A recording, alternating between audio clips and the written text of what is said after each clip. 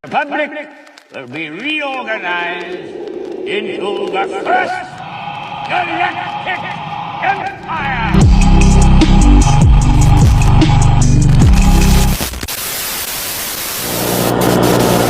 The Empire is a disease that thrives in darkness. Fight the Empire!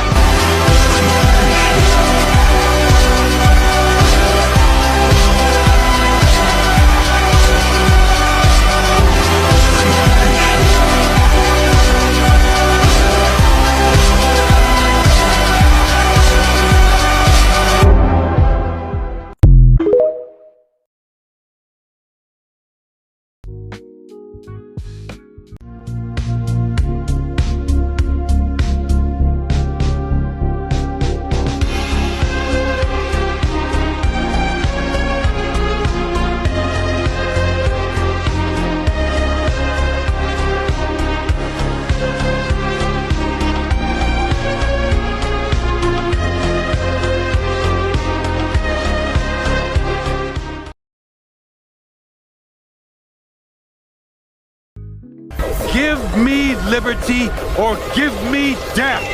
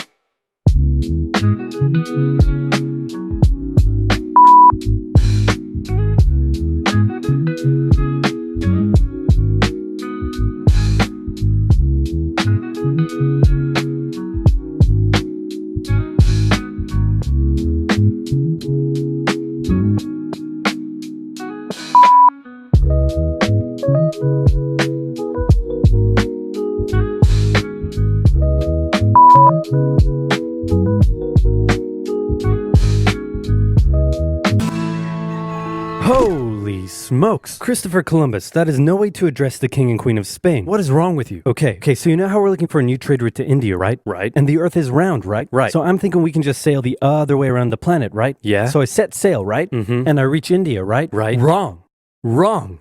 I did not reach India. I did not. All right, get to the point. Did you know there's a whole nother freaking continent out there? Okay, and you think I should care about this? Why? Oh, I'm sorry. Did I forget to mention there's gold everywhere? Gold?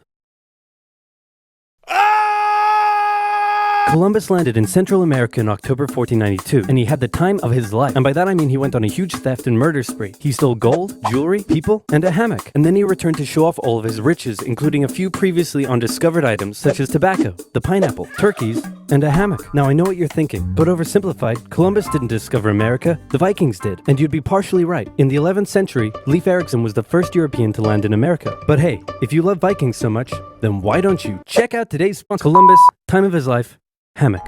And suddenly the race was on to explore and conquer the New World. After a couple centuries of warring with the natives and each other, the European powers had claimed quite a lot of land, including this area, which both the English and the French claimed as theirs. One day the French said, "I'm gonna build some forts along here." And the English were like, "Could you not?" And the French said, "Sorry, but no, I could not." And they went ahead and built their forts, which pissed off the English, so they sent an up-and-coming British lieutenant colonel by the name of George Washington with a combined force of British troops and Native Americans. After a short battle, the French commander said, all right, we surrender." "Okay, boys, pack it up. There's surrender."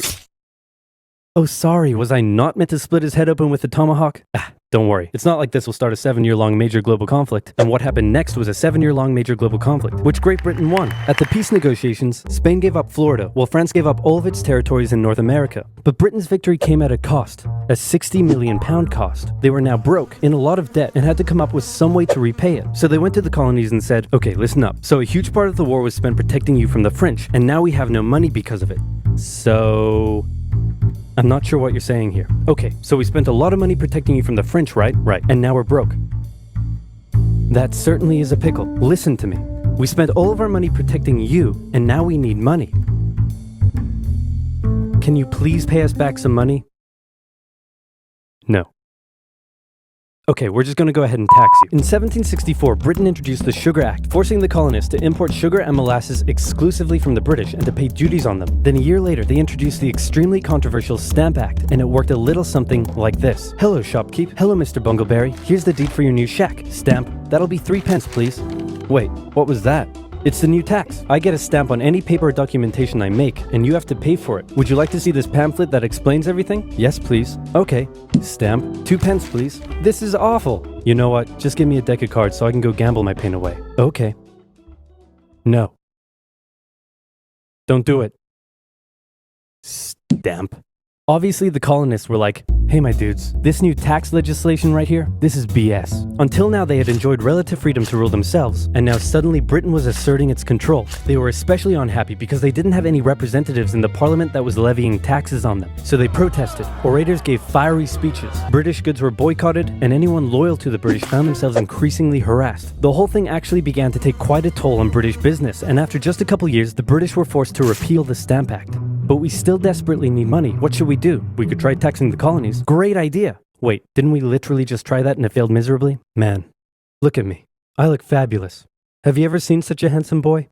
No siree, Georgie. No way. You're the handsomest, smartest, most popular king that ever lived, and everybody likes you. You're doing such a good job. Your Majesty? Oh, you're still here. Get the hell out. So in 1766, the British made a declaration saying, we can do what we want because we're in charge and you can all go suck it. Then they levied a whole bunch of new taxes on the Americans via import duties. Glass? There's a tax for that. Lead? There's a tax for that. Paper? Tea? Oil? There's a tax for that. And once again, the Americans boycotted British goods, British business felt the pinch, and the British had to back down. Alright, this is ridiculous. They're my colonies and I have to be able to assert my control. Repeal all the new taxes except for the one on tea. Also send 1,000 troops to Boston to take control. Oh, and make the colonists pay for them. And as British troops arrived, the tension in Boston was palpable. You could cut it with a knife, and it was all about to come to a head. On March 5th, a band of local patriots began heckling a British guard at the customs house. More and more Americans joined in the heckling, while more British troops turned up in support of their comrade. Snowballs were thrown at the British. The snowballs turned to rocks, the rocks to oyster shells. The soldiers, outnumbered, panicked. One thing leads to another, and you can see where this is going. 5 civilians were killed. The Patriot press throughout the colonies declared the Boston Massacre an unwarranted crime committed against the people of Boston by the cruel British, and the anger continued to grow. A British revenue schooner that ran aground in Rhode Island was burned by the locals. When it came to light that the governor of Massachusetts supported the suppression of the colonists, his house was burned by the locals. And next, the colonists would set their sights on the remaining tax on tea. On December 16, 1773, a band of patriots known as the Sons of Liberty disguised themselves as Native Americans, marched down to Boston Harbor, boarded a British merchant ship loaded with tea, and in front of thousands of spectators, threw nearly 10,000 pounds worth of tea overboard. The British were disgusted and they punished Massachusetts with a vengeance. They dissolved its General Assembly, revoked their charter, and sent 3,000 more troops to occupy the city, meaning Boston and Massachusetts were now essentially under the direct rule of Great Britain. And oh boy were the people pissed. The other colonies saw what was happening and worried they might be next, so they called a brain trust to decide what to do. 56 delegates from 12 colonies gathered and met in Philadelphia at the First Continental Congress, and the roll call read like a who's who of America's finest thinkers. I'm talking lawyers extraordinaire Johnny A and Johnny J, experienced military commander George Washington, businessman and future alcoholic beverage Samuel Adams, fiery orator Patty H, guy who married a rich lady Big J Dickinson. And while they weren't present at the first Congress, soon names like James Madison, Benjamin Franklin, Thomas Jefferson, and much later Alexander Hamilton would all serve time in the Continental Congress. The question now, though, was what to do about the British. After much bitter debate and disagreement, they eventually agreed on an amazing solution. They would simply ask the British to stop. Can you stop? No. It didn't work. Okay, then tell the local militias to start arming and be ready at a minute's notice. And across the colonies, these Minutemen stood ready for the beginning of the American Revolutionary War. Now, having your colonies in open rebellion is one thing. Once they start arming themselves, that's when it really hits the fan. So British General Thomas Gage ordered 700 troops from Boston out into the rebel-controlled Massachusetts countryside to destroy stores of arms and ammunition held by the rebels in Concord. The British set out in the middle of the night. Patriots including Paul Revere rode ahead to warn that the British were coming, giving the rebels time to prepare. The two sides met in Lexington as the sun began to rise. They faced off against each other, and in the confusion, somebody shot first. The shot heard around the world marked the beginning of the American War of Independence. The rebels were outnumbered and had to fall back to Concord as the British split up to search for rebel supplies. However, more and more Patriot rebels kept showing up, and this time it was the British who were outnumbered as more fighting kicked off in Concord. The most professional army in the world was forced to flee back to Boston at the hands of local, poorly trained militiamen. And all along the British route back to Boston, Patriot rebels continued to gather and open fire on the retreating British. When the British reached Boston, the rebel militias surrounded them. Boston and the British were now under siege as small land and naval skirmishes continued around the city. And the British would suffer another embarrassing blow, this time in upstate New York. Colonel Benedict Arnold concocted a plan to take the British stronghold Fort Ticonderoga, which held a large amount of guns and ammunition. He set off towards the fort alone, hoping to recruit men along the way, when he came across the Green Mountain Boys, led by Ethan Allen, who as it turned out, had the exact same plan he did. So they decided to work together. But I'm in charge. No, I'm in charge. No, I'm in charge. No, I'm in charge. No, I'm in charge. No, I'm in charge. No, I'm in charge. This went on for some time, until the Green Mountain Boys threatened to go home, and Arnold had to concede. The group raided the fort at night while the Redcoats were asleep, and they caught them completely by surprise, taking the fort and all of its munitions with almost no resistance. Wow, great job, Ethan. Very impressive. By the way, what happened to that other guy we sent to take the fort? Who? Benedict Arnold. Never heard of him. Ouch. What the fuck? Nobody knew what was going on. The colonies were in open rebellion, and for now, they even seemed to be winning. So King George fired General Gage, replaced him with General William Howe, and ordered the rebellion to be put down immediately. Okay, the British are definitely going to retaliate for all of this, so we should probably put together a proper army. First, we need to pick a commander-in-chief, and I think we can all agree that that job should go to the man, the myth, the legend, George Washington. My friends, I am humbled and honored that you would consider me for such an important role. I did not expect for this. All right, you've been showing up in a military uniform every day for the last 10 months. We all know you wanted this, so cut the crap, George. Dude. Uncool. So Washington began his journey up to Boston to take command of the newly established Continental Army, just as the British made their first major attempt to break the siege. They made plans to take the high ground on Bunker Hill, but spies warned the Continentals of the British plans, so they fortified Bunker Hill and set up defensive positions on nearby Breed's Hill. The day of the battle came, and as the British advanced, a barrage of Continental gunfire was opened up on them. Twice they tried to climb the hill, twice they were pushed back. The battle lasted 3 hours until the Continentals finally ran out of ammunition and had to retreat, allowing the British to take the hill. While technically a British victory, they suffered nearly 1,000 casualties to the Continentals' 400. The colonists showed the British that this wasn't just a rebellion, it was war, and they were ready for it. But one thing they weren't sure about was why they were fighting. While some radicals were starting to throw around the I word, most hoped to eventually repair their relationship with Great Britain. So they sent a letter to King George saying, "Hey man, looks like things aren't going your way. Remove the taxes and let's be friends? I'm gonna kick your ass." Send that to the colonies. Your Majesty, your handwriting is terrible. Are you sure? Just do it. What does it say? He's gonna lick my... Gross.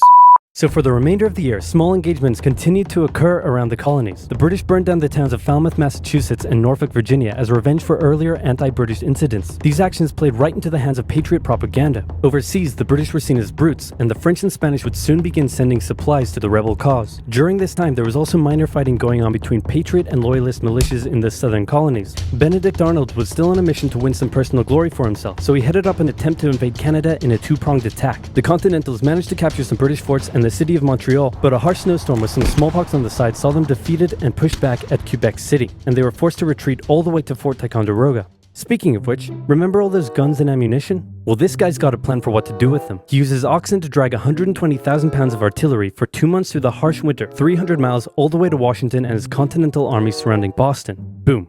Washington's got himself some big guns, which is fortunate because up until now his army had been suffering through the cold winter, not knowing when the siege would end. Now, they could make a move. Washington wanted to launch a full assault on the city, but his junior officers felt the British were too fortified, and to his credit, Washington was great at hearing and taking on board the ideas of others. Instead, the Continentals worked through the night setting the guns up on Dorchester Heights overlooking the city, and when dawn broke and the British saw the guns, they knew they were toast. Their positions were completely exposed. It was checkmate. They had no choice but to abandon the city. 120 ships carried 9,000 redcoats and 2,000 loyalists away to an unknown fate, and Washington had his first victory of the war. Washington then moved his army to New York, knowing that when the British returned, they would probably land there. In the meantime, a friendly-looking old man by the name of Thomas Paine had written and published a pamphlet called Common Sense, in which he advocated for total independence from Great Britain. It spread across the colonies like wildfire, and to this day remains the best-selling title in America. It was read aloud in taverns and meeting halls, and brought the idea of independence into the mainstream. Congress began to seriously consider the idea.